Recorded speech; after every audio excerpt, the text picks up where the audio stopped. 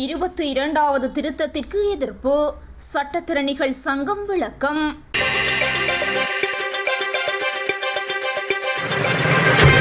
அரசியலமைப்பின் 22வது திருத்தம் என பெயரிடப்பட்டுள்ள சட்டமூலத்தினால் நீதிமன்றத்தின் சுதந்திரம் மற்றும் மக்களின் உரிமைகள் நலன்கள் தொடர்பில் கடுமையான பிரச்சினைகள் எழுவதனால் இலங்கை சட்டத்திறனிகள் சங்கம் கொள்கை ரீதியான அடிப்படையில் அதற்கு எதிரான நிலைப்பாட்டை எடுத்துள்ளதாக தெரிவித்துள்ளது. குறித்த திருத்தத்தின் அரசியலமைப்பு தன்மையை இலங்கை சட்டத்திறனிகள் சங்கம் உயர் நீதிமன்றத்தில் சவாலுக்கு உட்படுத்தியுள்ளதாகவும் அச்சங்கம் குறிப்பிடுகின்றது.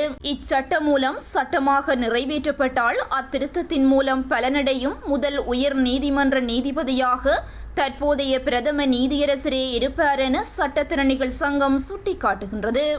மேலும் தற்போதைய பிரதம நீதியரசரின் பதவிக்காலம் 2026 டிசம்பர் 1 முடிவடைய உள்ளதால் அவரது பதவிக்காலத்தை நீடிப்பதற்காகவே இத்திருத்தம் விரைவாக முன்னெடுக்கப்படுவதாகவும் பரவலான அபிப்பிராயம் நிலவுவதாகவும் அதில் குறிப்பிடப்பட்டுள்ளது.